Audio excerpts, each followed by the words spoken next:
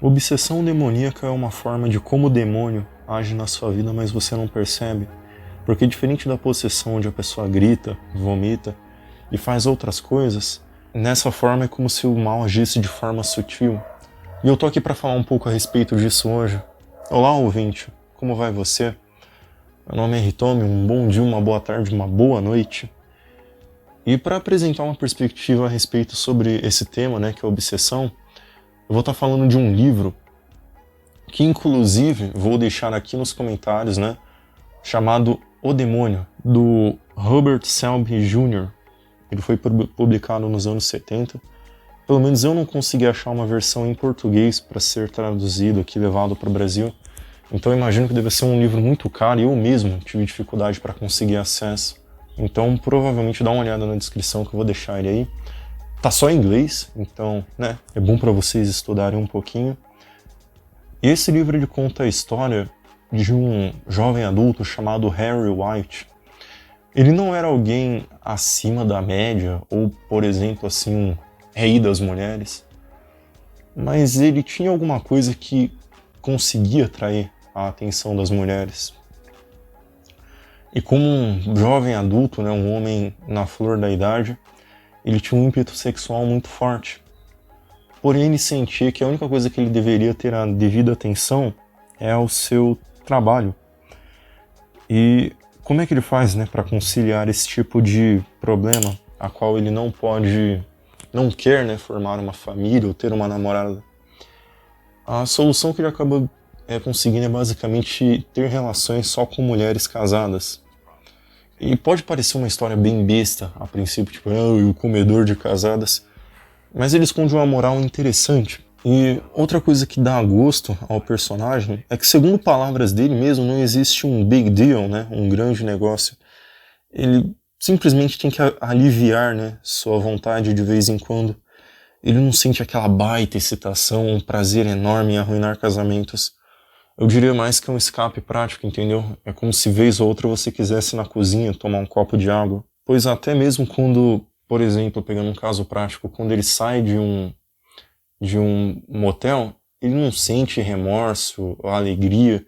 É bem diferente na realidade. E o livro ele começa numa vibe mais ou menos assim, A gente descobre que a princípio ele mora com seus pais, até porque é uma parada mais prática, mais simples. Ele tem a sua vida social, ele conversa, ele joga com os amigos dele. Só que de vez em quando, ele acaba, por exemplo, encontrando alguma jovem casada no parque, Ela, geralmente frustrada com algum problema, algum relacionamento. E essas, vamos dizer assim, são as vítimas que ele decide atacar. E até uma forma interessante de como o demônio ele age implicitamente nesse caso é que quando ele termina, voltando de novo, quando ele sai de algum sexo casual, ele simplesmente até pensa com uma certa risada, a tragédia que vai ser para aquela mulher. Tem um caso em específico que ele acaba lidando com uma mulher que ele simplesmente pensa consigo mesmo. Cara, eu tenho certeza que poucas horas depois ela vai cair na real do que ela fez e se arrepender, cair em amargo choro e tristeza. Mas, quer saber, cara, não importa, eu tenho certeza que o marido dela era um merda e ele merecia isso. Entende? É como se ele sentisse realmente um prazer genuíno em arruinar um casamento. Mas o fato curioso é que essa pegação, geralmente as pessoas pensam que quanto mais tempo livre você tem, é melhor para você conseguir desenvolver no seu trabalho, conseguir crescer, Ele consegue entrar numa empresa a qual um dos chefes nele, do Sr. Wentworth, ele simplesmente vira pro Harry White e fala que ele é uma jovem promessa, ele tem realmente muito potencial, mas ele não tem compromisso. Ele sente que é como se, por ele ser solto demais, ele não se fixa no trabalho, mesmo ele tendo todo o potencial que tem. Então, até uma moral estranha desse livro, porque meio que ele fica na obrigação de ter que casar, mesmo que não seja obrigação, porque quando ele acha uma mulher, ele genuinamente gosta dela e acaba largando essa pegação. E isso só faz a vida dele alavancar, Ele, a princípio, ele deixa de sair com mulheres casadas, ele consegue subir rapidamente na empresa, né? Na empresa lá onde ele acaba trabalhando, vira vice-presidente. E tudo parece estar andando bem, né, de acordo, né? Afinal de contas, mesmo que o Harry White não fosse o rei das mulheres no aspecto visual, é perceptível que ele é um cara com um futuro, ele tem uma visão de negócios muito grande. Você percebe que tirando essa área de... Não tirando, né? Até porque, vamos dizer assim, não deve ser tão fácil você sair com mulheres casadas. Mas ele é claramente alguém acima da média, sabe? Mas aí, pouco tempo depois, né, quando ele cria a casa, quando ele compra a casa dele, ele tem o primeiro filho dele com a mulher que ele ama, e parece que tá tudo rodando bem, né? Como se ele finalmente tivesse, vamos dizer assim, zerado a vida. Ele começa alugando um apartamento que fica com uma visão do Central Park, né, que o livro se passa nos Estados Unidos. Você pensa que ele tem a vida perfeita, mas aí inconscientemente ele vai lá e trai a mulher dele. E é como se toda vez ele tivesse essa inclinação pro mal, sabe? E você vai percebendo que as coisas elas vão piorando. Ele começa a não ter um bom relacionamento com a mulher dele. Tipo, o filho dele ele já não vê muito. Ele fica constantemente mentindo para a esposa dele de que, por exemplo, ele está a negócios, ele está, por exemplo, num jantar a trabalho, né? Porque ele acaba virando vice-presidente da empresa. Enquanto, na verdade, ele está traindo ele com ela com outras mulheres.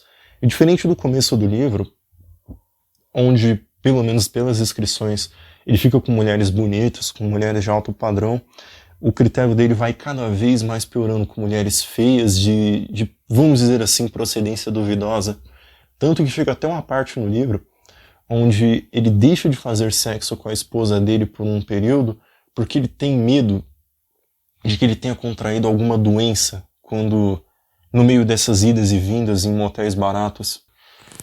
E depois de uma boa parte do livro, onde ele fica se remoendo quanto a essa questão das mulheres, e ele faz, vamos dizer assim, de tudo que você pode imaginar.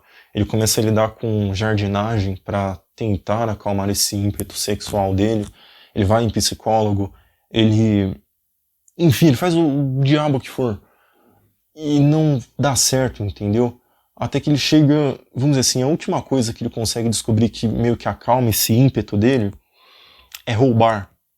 Então, ele que ficava muito tempo no trabalho, né? Uma das opções que ele tentou para acabar com esse ímpeto dele era tipo, se afundar de cabeça no trabalho. Então, como um típico americano, ele trabalhava demais, ele gostava da coisa, né? Acho que até por isso que ele consegue chegar tão longe aonde ele chegou. Começando a ficar sozinho nos escritórios, né, à noite, ele decide começar a fazer pequenos furtos. E como qualquer coisa na vida, né, a primeira experiência é a mais chocante, né, a primeira relação, a primeira vez que você dirige um carro, é óbvio, ele pega ali poucas coisas, eu acho que ele sai tipo com $13 do escritório que ele roubou, e nossa, o cara sente um puta de um criminoso, né, cara? Ele fica realmente em choque quando alguém chega próximo e acha que vai desmascará-lo, mas isso não acontece. É como se perfeitamente o demônio engrenasse as coisas para que ele conseguisse agir no mal e se desgraçar ao mesmo tempo. Mas aí ele faz essa primeira vez, aí depois ele vai se aperfeiçoando, né? Como toda a prática leva à perfeição, ele começa a roubar coisas maiores por mais tempo, ele sai do escritório para fazer isso, mas ele meio que assume uma posição fatalista de que ele vai voltar para esse problema cedo ou tarde de mulheres, né? É como se a excitação de roubar acaba se perdendo. Até que ele decide pular para outra coisa. Ele vira um homicida, vamos assim dizer, porque é isso que ele acaba virando. Tem uma hora, numa muvuca que ele tá, numa estação de trem, que ele simplesmente tem um cara na frente dele e ele o empurra na trilha do trem, né, quando tá vindo, o trem obviamente esmaga ele. E todo mundo fica em choque, né, ele não é pego, tá, tipo nesse caso. E basicamente ele chega branco em casa. E já tem um tempo, né, que a mulher dele começa a suspeitar de que ele tá mentindo, né, acho que é uma coisa que falam que mulher sabe quando um homem ele está faltando com a verdade. Ela não, tipo, por mais que a mulher dele amasse muito ele, ainda assim, ela não chegava a acreditar que ele estivesse traindo ela. é um fato interessante. Mas é óbvio, ela sabe que tem alguma coisa errada. E quando ele chega, ele percebe que, mesmo que aquela excitação tenha sido uma coisa que ele nunca sentiu na vida, né? Afinal de contas, né? Mesmo que a gente não pare para pensar, matar alguém é uma linha que, uma vez que você cruzou, não tem mais volta. É uma parada realmente séria você tirar a vida de outra pessoa. E quando isso acontece, ele meio que assume também para ele mesmo que logo ele vai voltar a fazer isso, né? Aí depois, qual que é a forma que ele pensa? Tipo, dessa vez, a primeira vez eu fiz com uma pessoa que eu não conheço, né? Porque como ele era muito inteligente, ele até pensa assim, olha, por que esses assassinos são pegos? Porque eles só matam pessoas que têm conexão com ele. Quando uma esposa morre, o primeiro suspeito é o marido. Então, a primeira vítima, ele decide ser alguém que ele não conhece, que não tem correlação. A segunda também não tem correlação com ele, é uma pessoa que ele não conhece, né? A segunda pessoa que ele vai matar. Mas é uma ação mais direta. Ele vai até a Times Square, né? Aquela avenida famosa, e ele esfaqueia uma pessoa. Mais uma vez, ele não é pego, mas, vamos dizer assim, por ser um objeto mais direto, ele tem uma certa excitação. E, enfim, para não alongar muito, isso aqui já é bem o final do livro, essa excitação dele leva ele a matar mais uma pessoa, e no final, ele se afoga e acaba morrendo. Tipo, esse não tem um final feliz, o Sr. Harry White. Só que é interessante mencionar os últimos momentos de vida dele, porque quando ele sai do último homicídio, cara, ele meio que sai estranho, assim, ele não presta muita atenção para onde ele tá indo, ele não meio que se toca, ele só se toca, por exemplo, que ele entrou na água e que ele tá se afogando, quando é tarde demais, é como se ele já não tivesse no controle dele mesmo. E eu acho que esse final ele representa muito bem como é que a ação do mal agiu na vida dele.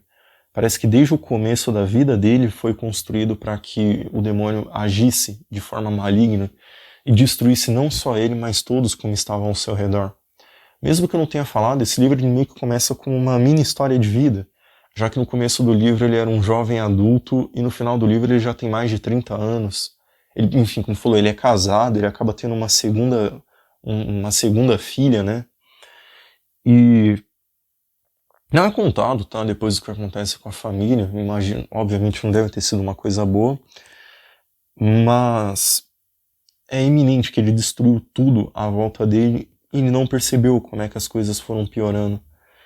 E uma coisa que esse filme ele retrata muito bem, o filme não, desculpa, o livro, é como que ninguém percebe que é como se tivesse mais alguém ali. O personagem principal, ele só é mencionado através de sentido figurado, né? Tem uma hora que acho que quando ele começa a roubar, ele pensa para ele mesmo que ele vai fazer isso para acalmar o demônio que tem dentro dele. Mas ele não fala isso num sentido real, tipo, que ele realmente sabe que tem alguém com ele. Ele fala num sentido figurado, né? E mais uma coisa que eu acabei pensando quando eu estava lendo esse livro é que a obsessão demoníaca ela funciona muito sutil, de forma até parecida com a metapropaganda, que eu já fiz um vídeo aqui nesse canal, e até mesmo, né, quem sabe, né, se os marqueteiros satanistas não pegaram essa ideia, haja visto que a maior armadilha do demônio é fingir que não existe, né, agora indo para a vida real, já que você não vai lutar contra algo que supostamente não existe, isso acaba resultando na perfeita vitória do seu inimigo, que no nosso caso aqui do livro dominou o Harry White sem ele lutar. E todas vamos dizer assim, as correções que ele tentou ao longo da vida foram correções humanas. Ele nunca para pensar que talvez se ele fosse para a igreja, um padre tentasse distinguir, né, ver se tinha alguma coisa de errado com ele. Mesmo que na vida real seja muito difícil, até mesmo os sacerdotes da igreja católica têm muita dificuldade de observar uma obsessão. Como dito no começo do vídeo, possessão é mais fácil, porque é uma coisa visível. Obsessão, como é sutil, como falei, funciona quase como uma metapropaganda, é mais difícil de você perceber o que está acontecendo. E mesmo que a gente saiba um pouco do ciclo social do Sr. White, isso não nos diz muita coisa, né? Talvez se a gente tivesse um conhecimento maior do seu background, nos fosse esclarecido mais coisas, né, no livro. Por exemplo, né, será que o Harry White ele foi batizado quando era mais novo?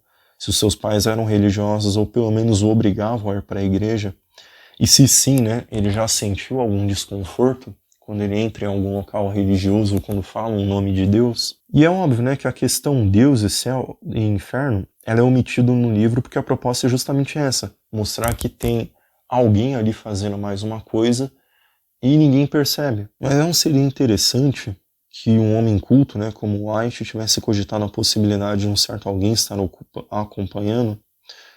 Ou talvez não, né? Cada vez mais com o declínio do homem ocidental, ele acredita que a religião é algo obsoleto, que Deus não existe ou já foi superado.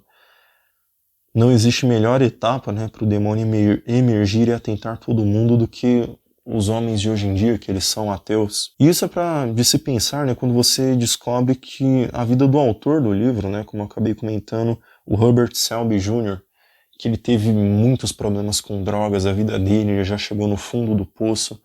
Graças a Deus ele se recuperou no final da vida dele, quando ele escreveu esse livro, mas é como se ele tivesse passado pelo um pouco que o Harry White passou, só que com um final feliz, vamos dizer assim, no caso dele. Então, a moral que eu quero dizer com isso é pra você até refletir um pouco, cara. Porque se você tá com algum vício muito pesado, você não consegue largar o álcool, não consegue largar a pornografia, talvez diferente do que falam ou do que você mesmo pensa, não é porque você é um fraco, não tem vontade. Talvez tenha mais alguém zelando por esse vício, se é que você me entende. E lembrando, né, que o homem do passado, ele tinha ciência da existência de um mundo superior, ou de, enfim, né, além de um mundo superior, da existência de céu e inferno, e de que o que acontece no mundo real é um espelho do que, vamos dizer assim, acontece no mundo sutil. Então é para parar de se pensar, né, se as pessoas ao seu redor não estão com problemas especiais, né, tem padres que falam na internet que sim, cara, o demônio ele é real, ele tá acompanhando pessoas. Mas por hoje é só. Meu nome é Hitomi e eu espero que vocês tenham gostado.